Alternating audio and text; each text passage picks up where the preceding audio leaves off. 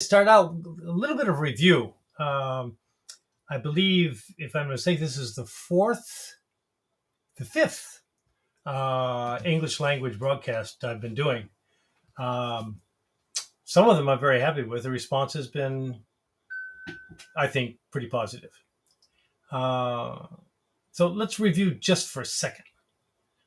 We started out with just a general introduction of where we want to go and what we want to do. So that was good. And then we moved on to the World Health Organization guidelines to give you an idea of beyond exercise, the things that you should pay attention to. That was pretty straightforward. Uh, Probably not something that you didn't know already. If you smoke, stop. If you drink in moderation. Get plenty of sleep. Don't get too overweight. Go by World Health Organization guidelines for levels of acceptable weight. Stress, which we discussed in our last episode. And so now we get to, of course, nutrition is a huge topic, and we're going to reserve that for another time. That's kind of complicated. So let's talk about exercise, which is, I suppose, what most people tune in for. So it's not that exercise is good or bad. It's whether exercise is good or bad for you. So it's kind of like the information on the internet. It's not that information is wrong. It's just, is it right for you or not? And that requires a little bit of study. So generally, if you look at exercise, there are 5 stages of exercise. There's the warm-up exercises primarily, which raise your blood pressure slightly in order to get more oxygen and nutrients to the muscles where they're going to be needed. To equalize oxygen supply and demand. And that takes place, depending on your level of conditioning, from 5 to 15 minutes prior to entering the meaningful stage of the exercise program. Then you get into muscular conditioning, which is somewhat complicated depending on the individual. With aerobic conditioning, which is the next phase, aerobic, everybody has the same lungs, heart, circulatory system, all of that. All of that is the same. We don't have different lungs and different organs in that regard. The same veins, same arteries, same capillary beds, same heart in all of us. Unless, of course, there are certainly medical exceptions, but generally speaking. So aerobic exercise is certainly a very large part, and that's really the topic tonight. And lastly, we come to flexibility. So stretching is certainly appropriate. That's been re-examined several times in the past. We no longer do ballistic stretching. We do slow stretches, hold each pose for about a minute to allow the body and allow the muscles to stretch gradually without imposing any kind of physical trauma. And then, of course, there's the cool down period. So 5 stages of all exercises. I don't know if people approach it with all 5 stages in mind. I don't know if people are aware of it. That's the purpose of this episode, or several episodes, is to examine each one of those phases and make sure that you can do it without joining any kind of risk. With exercise, there's always an element of risk that you have to be aware of. Too little, and you don't get the training benefit that you wanted, and too much, and you can get serious problems. So we're going to talk about aerobic exercise tonight. The consequences of approaching aerobic exercises with exercise without paying attention to some of the things we're going to discuss can be severe. We're talking severe. We're talking life-threatening situation. So, and we're also going to talk about how much is enough and how much is too much, and the whys and wherefore. So if you have a pen and pencil or something you'd like to write this stuff down with, it might be a good idea. So nobody has joined us yet. It's kind of difficult to talk and you don't know who or if anybody's out there, but I hope you're listening anyways. So let's look at kind of the history of aerobic exercise. Prior to 1973, basically it was just running as long as you could for as fast as you could, and it wasn't particularly scientific, certainly not as scientific as it has become. In 1973, Dr. Kenneth Cooper, who was the United States Air Force doctor, who created a system called aerobics. And he created a system that any kind of aerobic exercise, whether it is swimming or jogging or bicycling or skipping rope or running, a certain level for a certain period of time every day, and you get a certain number of points. And the objective was to get a certain number of points in a month, and you would enjoy some kind of aerobic benefit. So that was his assumption. There was a lot of science behind it, but he just said basically get some jogging shoes and go out there and do some jogging, and that was fine. Well, the guidelines weren't, I believe, clearly explained, certainly not sufficiently. So even though Dr. Cooper was named the father of aerobics, meaning aerobic exercise, he was also named the father of arthroscopic surgery because there were so many knee surgeries and joint problems from people who ran too long, too far, too fast, with not sufficient cushion, with not sufficient gear, and they wound up with meniscus deterioration and a whole bunch of problems related to the structure of the knee. There was also lower back problems, but running is not always attributed, or lower back problems is not always attributed to running. However, knee problems, if you're not careful, we're going to talk about that tonight. So the benefits. Well, the benefits have been very thoroughly documented. Basically, you look at all the elements that contribute to aerobic conditioning: heart, lungs, veins, arteries, capillary beds, red blood cells. All of these are enhanced depending on your level of intensity, which means pulse rate. Now, I'll just briefly throw this out there. The method that is primarily used now for people who are not athletes was created by a man by the name of Balke, and he came up with, once the World Organization for Cardiovascular Diseases came up with the maximum heart rate that a human being can tolerate is 220 heart rates per minute. So that's the maximum. If you surpass that, unless you're a very well-trained athlete, your heart will probably fail.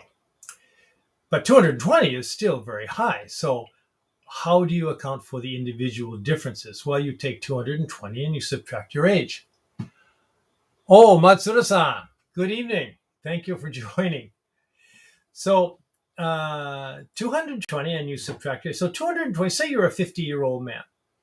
So you take 220 and you subtract your age, and that gives you 170.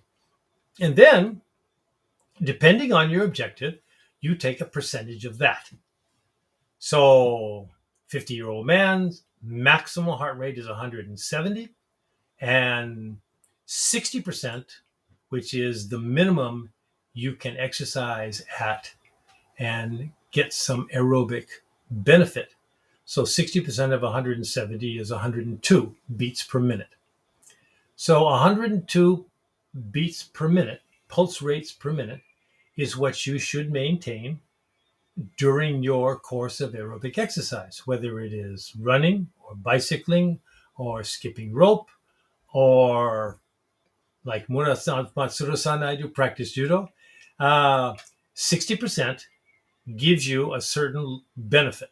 And that benefit is determined to be enhancement of red blood cells and to a certain extent, increase in capillary beds, the small arteries that feed the muscles. So if you raise it to 70%, so if we take the same 50-year-old man and his maximum heart rate is 170, and now you take 60% of that, then you get to 119 beats per minute. It's very easy. You put your hand on your pulse and you take your pulse for 6 seconds and you multiply times 10 and you see exactly how fast your heart is beating. So 170 minus your age and 70% of that gives you enhanced red blood cells, enhanced capillary beds, enhanced aerobic efficiency. And then you go up the ladder. The limit is 85%. So getting back to our example, 50-year-old man, 85% would be right around 140. I don't have the computer in front, but about that. If anybody succeeds 85% of their age-related maximum heart rate, then they will encounter what is called a fibrillated state. That means the heart will cease to pump. Essentially, the heart spasms. Essentially, the heart stops. And if that happens, if you get it quick enough, perhaps they can save your life. If you can't, you might lose your life, and you might also, but they might revive you, and you might just suffer retention difficulties, meaning cerebral hemorrhages, that kind of thing. So it's serious. This is serious things we're fooling around with. So when you do any kind of aerobic exercise, it doesn't matter whether it's, again, running, bicycling, rope skipping, swimming, sports, the scientific approach to achieve some kind of aerobic benefit, meaning enhancement of the lungs, heart, circulatory system, you should decide where you belong and maintain that heart rate while you are performing your exercise. So that's the science. That's the science. So what should you look at besides the science? Well, you have to look at the environment.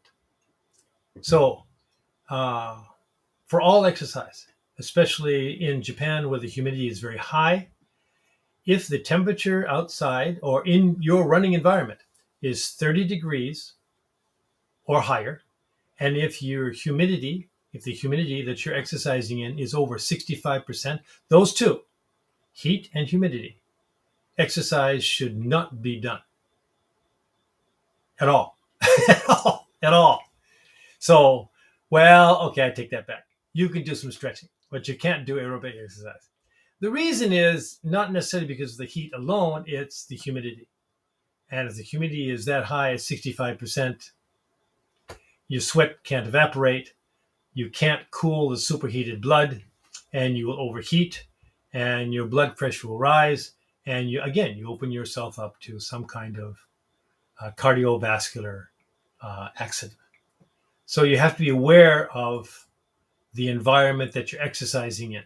Just as a side effect, and I do tend to digress, for weight training, the temperature of the room or the facility that you're in should be between 24 and 26 degrees centigrade. If you're doing aerobic exercise, it should be around between 20 and 22 degrees centigrade, which is cool. And for stretching and flexibility, between 28 and 29 degrees. Nowadays, there are what they call a hot yoga, very hot situation where people do stretching. And it is true, that does facilitate improved flexibility.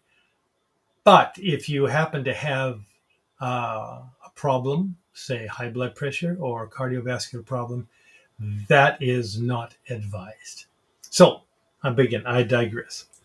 So heat, humidity. So what do you wear when you're exercising? Well, the idea is to, as much as possible, when you exercise, you raise your body temperature, hence the sweating. So that's kind of a tarimai. That's kind of course, your body temperature rises. So you should wear clothing that does not raise your body temperature excessively. So if you want to sweat and you feel better when you're warm, that's okay. But to wear an excessive amount of clothing just to sweat does not promote what most people feel is the right way to do. It does not promote weight loss. But then again, aerobic exercise per se does not necessarily mean you're going to lose weight. So we covered this a few episodes ago. Keep in mind, 1 kilogram of body fat is you have to burn 7,700 calories. 7,700 calories, 1 kilogram of body fat. In terms of exercise, is running at about, hey Mark, thanks for joining.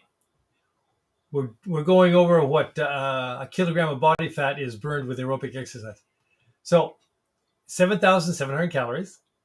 You would have to run approximately at a 10 kilometer per hour pace, raising your pulse to between 75 and 80% of your age-related maximum heart rate. And you would have to do that for about 20 to 24 hours to lose 1 kilogram of body fat. And people say, well, no, that's not right. That can't be right, Chuck. I get on the treadmill and I run for an hour and my body weight has dropped 1 kilogram or 2 kilograms. Well, that's about 80% sweat, water. It's not, you haven't burned fat. You've dehydrated. And if you drink water, you get right back to where you started from. So keep that in mind. Moreover, besides all of that, you do the exercise with the intention of losing weight. Aerobic exercise is efficient. It's about, depending on intensity, between 6 and 8 calories per minute. But it's simply not sufficient to lose weight, and your blood sugar drops significantly after 30 or 40 minutes on a running machine or on a bicycle or jumping rope or swimming. So when your blood sugar drops, you trigger appetite. So if you eat food that contains more calories than you burned while you exercise, then exercise will make you fat. Now, I see people in the gym working out extremely hard, running extremely fast for an hour or more. And it just, when I happen to ask them, how's the running? Oh, I've lost weight. After I do this, I drop about 1 kilo. And that's simply, it's a misapprehension. It's a misconception. Exercise helps you lose weight. Exercise stimulates metabolism. Exercise burns calories. But if you still eat food that is high in calories and low in nutrition, you will not lose weight. And you will not lose weight. As we covered a few episodes ago, you will not lose weight around your weight. You simply will not lose weight. You have to combine exercise with diet. And counting calories usually doesn't work. Paying attention to the kinds of food you eat, avoiding sugar, processed sugar, avoiding excessive carbohydrates, avoiding alcohol, which slows your metabolism. These things will contribute to weight loss. What always surprises me with all the benefits of aerobic exercise, enhance lung volume, enhance diameter of your veins and arteries, enhance the number of capillary beds, enhance red blood cells, enhance the heart stroke volume of your heart, making your heart stronger. So your heart pumps out more blood and consequentially more oxygen and nutrients with every beat, the better conditioned it is. Lung volume, enhances. All of these. What do they add up to? It adds up to low blood pressure, reduced tendency towards diabetes, cardiovascular accidents, cerebral hemorrhages, heart attacks. All of these afflictions that affect our cardiorespiratory system, can be avoided, not entirely with exercise, but goes a long way. On the other hand, oh, well, that's okay.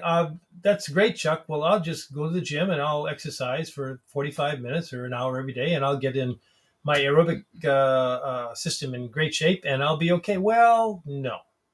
Let me give you an example. I always use it. There's a man who used to be a man by the name of James Fix, and he was a marathon runner. He was thin, did not smoke, did not drink, and he ran 15 to 20 kilometers almost every day. And he wrote books on marathon running. And he died at the age of, I believe, 38, in his middle to late 30s. And when they did the autopsy on this man, his veins and arteries were clogged with cholesterol, fat, and his heart didn't have a chance. And he exercised a lot. But when he got done with exercise, his blood sugar dropped like everybody else. And then he ate cookies and cakes. And he thought that exercise took care of everything. Well, it didn't. And I would like you not to make the same assumption. You have to pay attention to nutrition. So, what are the guidelines? What should you do? The authority that people like myself relay to people that I work with, the American College of Sports Medicine, ACSM. The American College of Sports Medicine is the preeminent authority on medical fitness, dealing with issues like what I discussed: high blood pressure, atherosclerosis, arteriosclerosis, diabetes. The other authority that, if you're interested, is the NSCA, National Strength and Conditioning Association, which has an organization here in Japan that performs accreditations for exercise conditioning. But the American College of Sports Medicine concentrates on the medical aspects of exercise. And they recommend that you do 30 to 45 minutes of aerobic exercise every single day.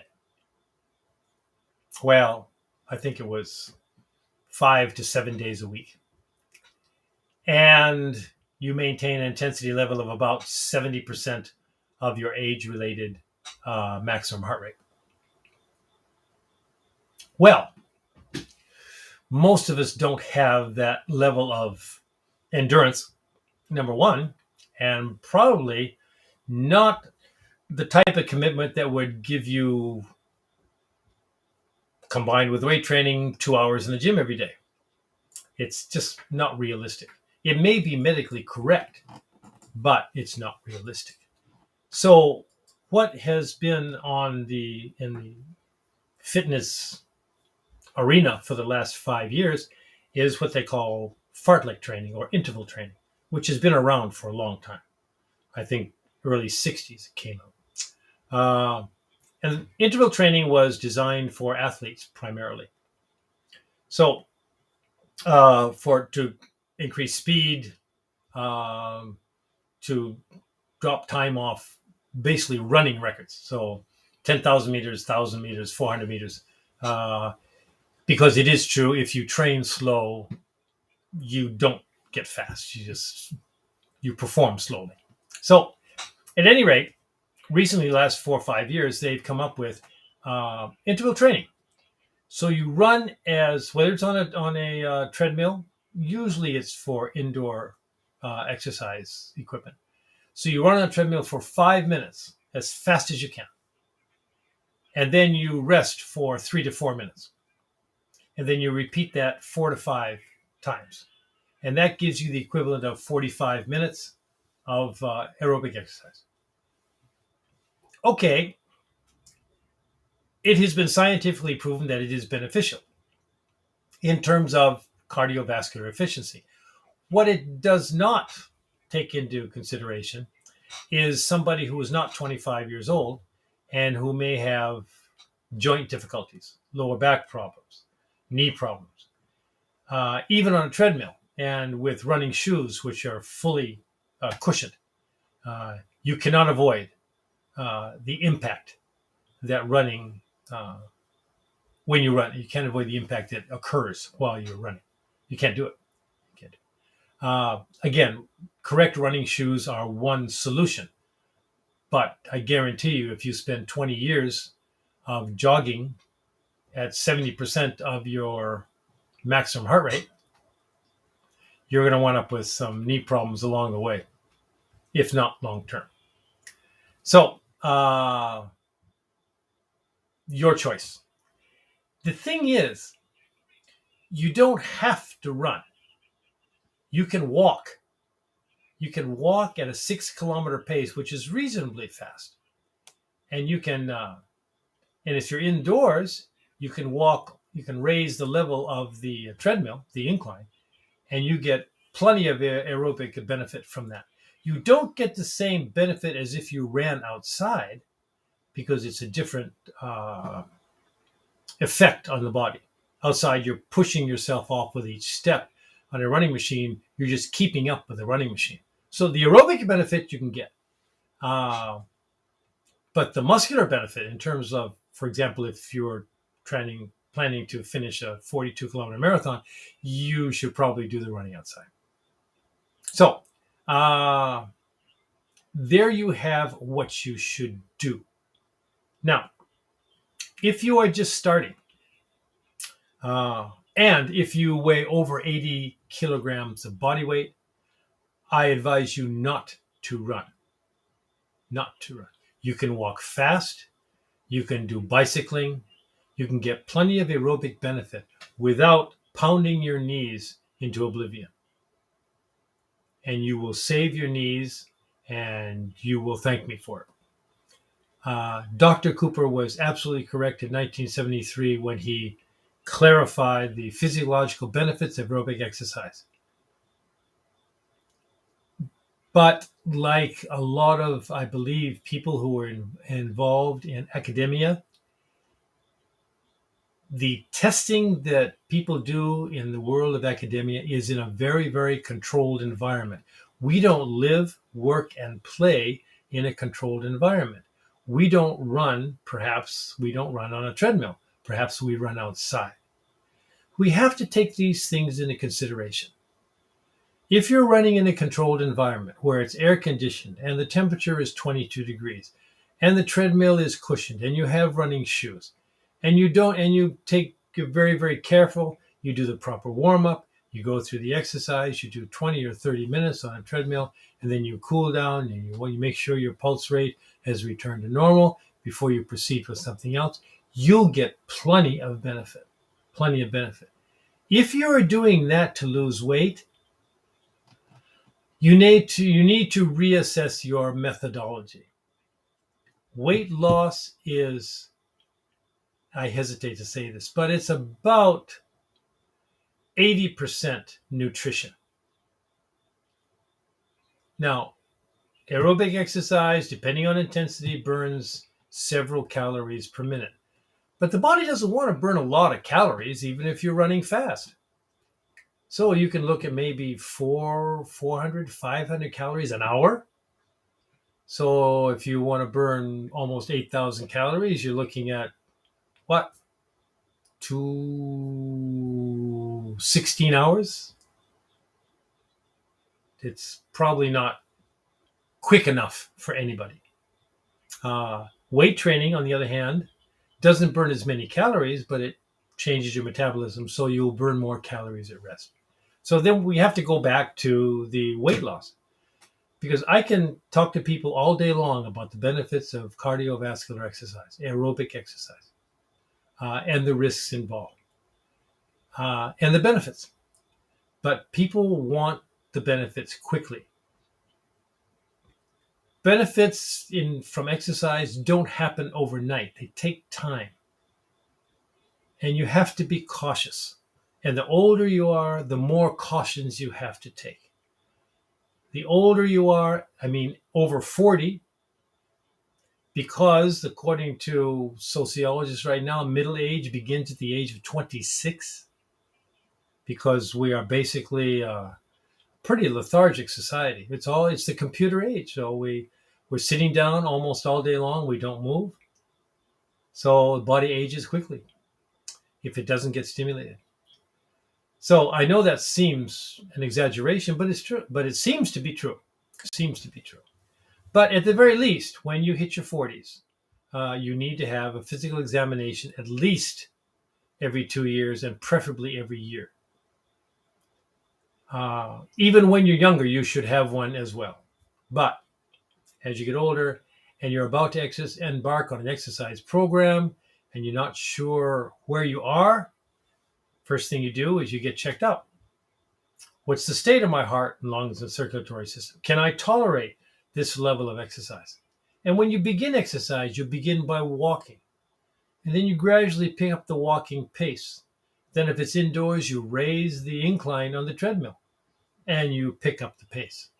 And then maybe you're ready to take a jog outside. You make sure you have the right clothes, not tight-fitting clothes that allow your body to get plenty of air, allow sweat to evaporate. Pay attention to your running shoes, and you'll be okay. You'll be okay. And you don't have to do what the American College of Sports Medicine recommends. You can do 20 or 30-minute jog every other day. That's fine. That's fine. If you want to lose weight, pay attention to nutrition. Cut out sugar. You'll lose weight, believe me. So that about sums it up, I think. I gave you the bulky calculation. There's another calculation for you who are really interested. It's called, the gentleman who devised it, his name is Karvonen. And you can look it up on the internet. I didn't explain it tonight because it's complicated. It's not too complicated, but it's tough to keep in your head. Just remember 220, subtract your age, take 60% of that figure as your pulse rate while you're exercising. Do that 20 or 30 minutes, 3 days a week, and you'll get all the cardiovascular benefits you need from exercise. You still have those other parameters the World Health Organization you got to pay attention to. You got to knock off the alcohol. You cannot smoke. Cannot smoke. It amazes me that people still smoke. You've got to reduce stress, which walking will do. And you have to stay within reasonable parameters in terms of your body weight. I don't like to keep stressing this, but it all ties together. The exercise regimens, your state of health, your lifestyle, it all comes together to promote the complete healthy you. And you have to pay attention to each one of these. Hopefully this English broadcast and the one we do on Tuesday nights in Japanese will give you background in detail about the wheres and why-fors, the risks, the benefits, and what you might look forward to for keeping yourself healthy as we age. So that's really kind of the aerobic details. I mentioned it doesn't matter what you do as long as it's aerobic in nature. So jogging is one thing, and it's easiest for most people. Rope skipping is great, but it requires a certain mechanical ability not everybody has. And its learning curve is a little bit tough. Plus you're jumping up and down, that constant pressure on the knees is probably not the best idea. Swimming is excellent. And as long as you keep swimming, even if you walk in a swimming pool, you still will raise your pulse rate. Road bowling rowing a boat is fine. They have these devices in some gyms. It's not the most popular device, so primarily it will be stationary bicycles, recumbent bicycles, which relieve the stress on the hips, treadmills, which are, Most of them you can watch YouTube or television or radio, whatever you like, so it keeps you occupied. And let's face it, running on a running machine is not particularly interesting. It's boring. It's boring. But I do an hour a day, and it's about 70%. And I watch the YouTubes and I watch television, and it's about the only time I get to for myself. And it's fun. The other thing you might want to consider if you're near my age or even over 50 is what they call an elliptical trainer. Now, some of you, I'm sure, are familiar with it. The elliptical trainer effectively eliminates all the stress on your knees and lower back. And it's not like running. It's better than your bicycle, because even on a bicycle, it's very tough to get your pulse high, just because it's primarily the lower body, the legs that are doing the work. But on the elliptical trainer, you move your arms, and that facilitates raising your pulse rate. And it's really pleasant. It's not unpleasant at all. An hour goes by very, very quickly if you have the hour to spare. So those are my suggestions. If you have knee problems, find out the nature of your knee problems before you do anything. If you can avoid right from the get-go, right from the beginning, if you can avoid compression exercises like running, you're way ahead of the game. If you weigh over 80 kilograms in body weight, do not run outside. I don't care if you have the best shoes in the world. Do not run outside. You cannot avoid the compression. You can't. I don't care what's built into the shoe. And that goes from personal experience, training a lot of people who are over 80 kilos. And it's, even though running is the basis for certainly in Japan, for almost all sports, there are risks for people over 80 kilograms. But I know scientists may disagree, but teaching people for 50 years, without exception, anybody over the body weight of 80 kilograms, whether it's fat or muscle, when after about 6 months to 8 months of running, they wind up with knee problems, without exception. So that's enough proof for me. You can walk fast. Indoors, you can raise the incline on the treadmill, like I said in this broadcast, and that's certainly a positive option for you. That you should do aerobic exercise is without question, you should do it. But it's how you do it that's important. And it should be specific to your circumstances. So be cautious. Drink plenty of water while you're performing your aerobic exercise. One thing I might mention is sometimes you get these side splints when you're running. And what that is the diaphragm holds the peritoneum and the internal organs together, and it affixes it to the rib cage. So it's a very, very narrow muscle. And if you have undigested food or water in your stomach, it will pull on that and will force it to spasm. So you can strengthen it by continue running and continue exercising with some food in your stomach. But and if you get it, just stop and rest, breathe deeply, and you have to stop for that day, but keep at it, and you'll get accustomed to it. It shouldn't be a problem. There are a myriad of problems that we have not talked about when it comes to extended running. Like if you're training for a full marathon, it's a different ball game. It's not casual. It's not recreational jogging. It is very, very tough, and the risks are high. You really have to know what you're doing. And if you are interested, let me know, and we'll talk about training for a full marathon and how you have to condition yourself to do that. I did it, ran the Honolulu Marathon 5 times, and it was one of the most challenging things I ever did, and it was ill-advised.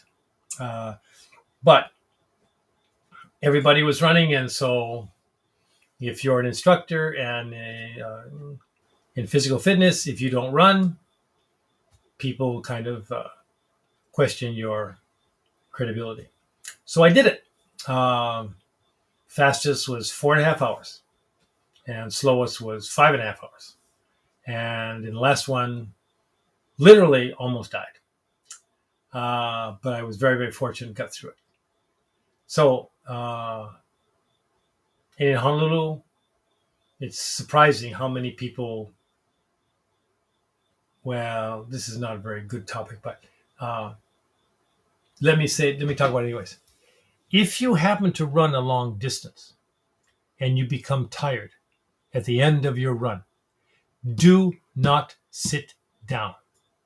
Okay. Walk until your resting pulse is, or your resting pulse is where you started, usually around 70 or 80 beats per minute, certainly below 100. If you sit down and you're tired, then effectively you place a tourniquet on the intravenous return from your legs to your heart, and you will stop that blood from going from your legs to your heart where it's needed. If you fall off the chair you're sitting down or where you're sitting down, that's fine. You'll pass out, your body will extend, the blood will flow, and you'll probably revive. But some people don't fall over. They stay seated and they pass. They die. It doesn't happen a lot, granted.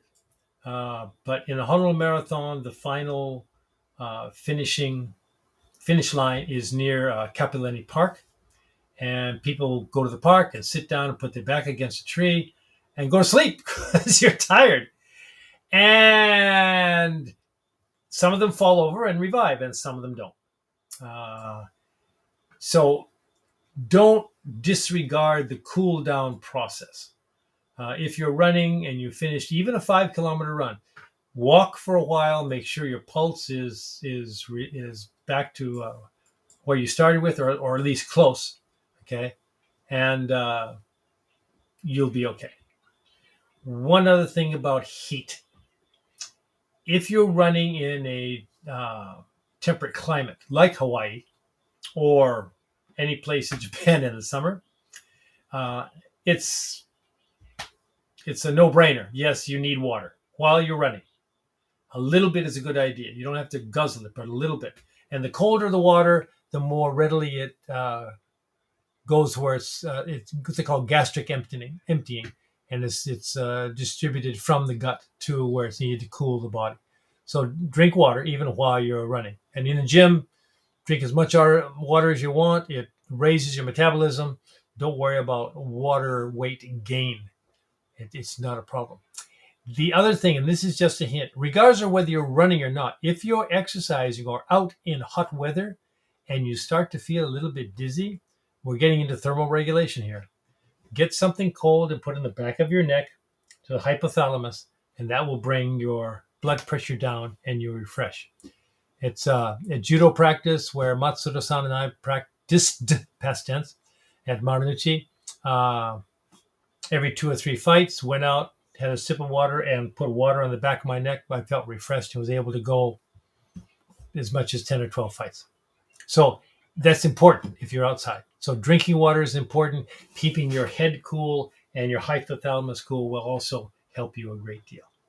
There are a myriad of tricks and little hints that you could use when you're running. But tonight, we're just kind of trying to cover even the basics.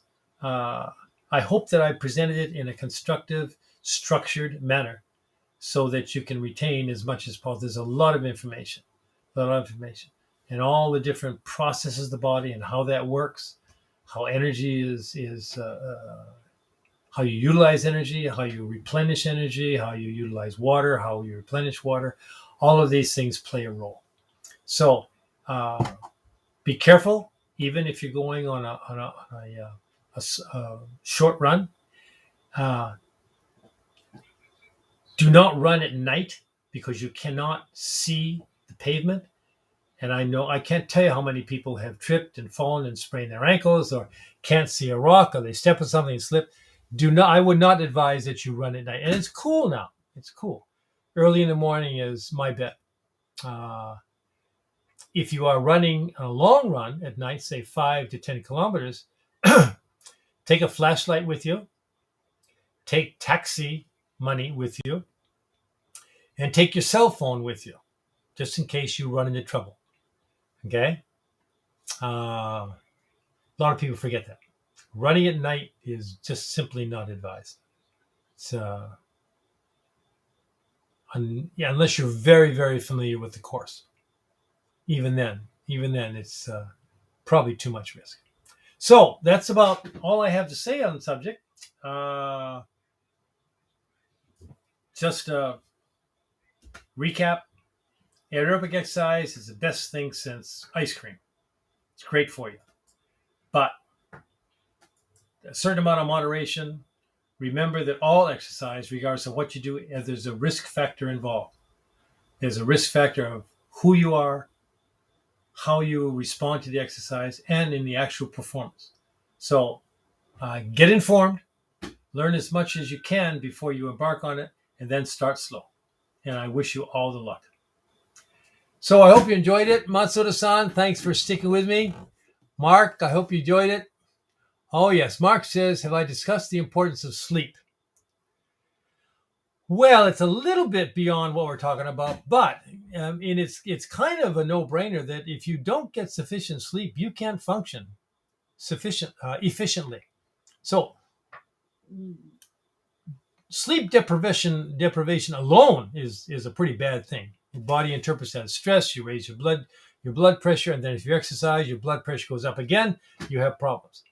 The real problem with sleep in the gym, especially if you're running outside, is that you really are not fully in control of your body, because you're not really dozing, but you're not sharp.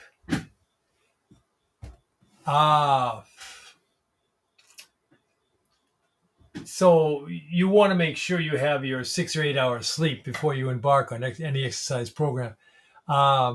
You can get away with it maybe for a short term, but Mark says weight loss purposes. Well, yeah, if you don't get sufficient sleep, your metabolism slows down, doesn't speed up.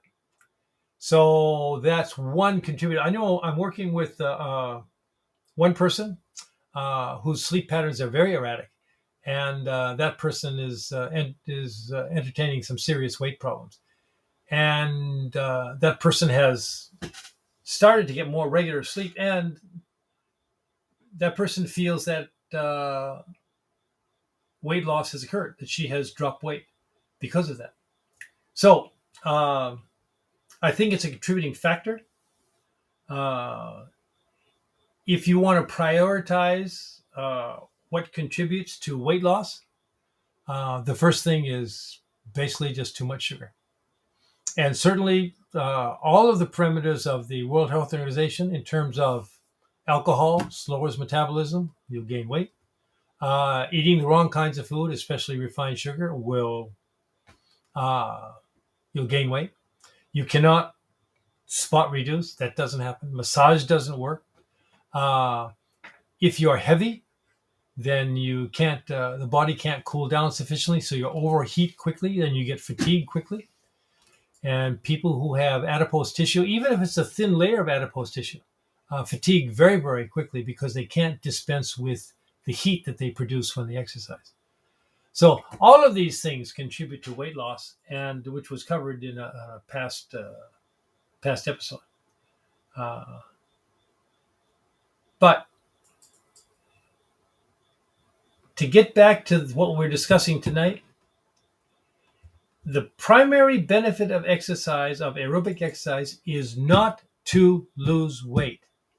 The primary benefit of aerobic exercise is to strengthen your heart, to increase your lung capacity, to increase the diameter of your veins and arteries, to assist in the cleansing of your veins and arteries by burning up fat and cholesterol, by increasing capillary beds, which improve circulation. This is the primary objective of aerobic exercise.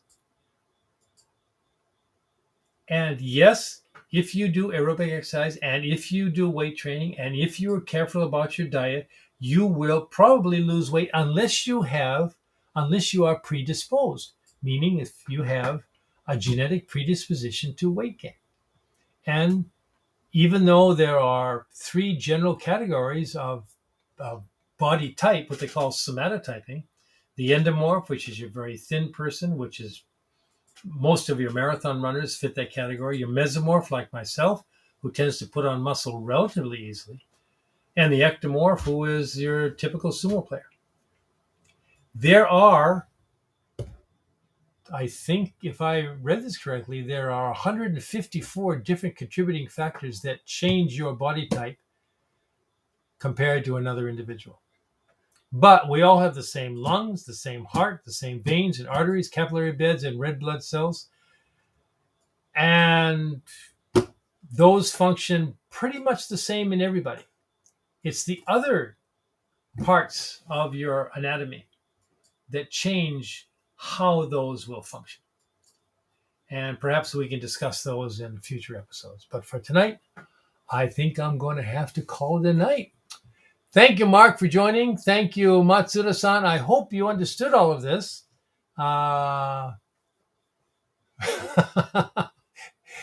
And Ida-san didn't show up, so what can I say? I'm going to have to talk to him. Anyways, thank you for joining. I appreciate the support, sincerely. Any comments about what you would like to talk about, or if you feel that perhaps this would be a better way of expressing the points, please let me know. Please let me know. I am certainly open for criticism. And for if you have new information or a new reference point that this professional says this is changing all the time, research is changing all the time into all different areas of aerobic exercise in terms of nutrition, what you should and shouldn't do. I think one of the purposes of this English broadcast is to be the sounding board for this new information that's coming out. Is this appropriate? Well, the more important question is it appropriate for you? And that's what we are trying to clarify here. So I appreciate you tuning in. If you are fluent Japanese, and I think everybody who tuned in tonight is fluent Japanese, we'll try and cover a similar subject on Tuesday evenings. And Ida-san will be there to keep me on track. And I hope to see you then. And Mark, I'll see you tomorrow morning. All right. 松野さん、どうもお疲れ様でした。ありがとうございます。よく聞いてくれました。よろしくお願いします。Okay, everybody. You have a good evening. Take care of yourself. See you next week. Bye-bye.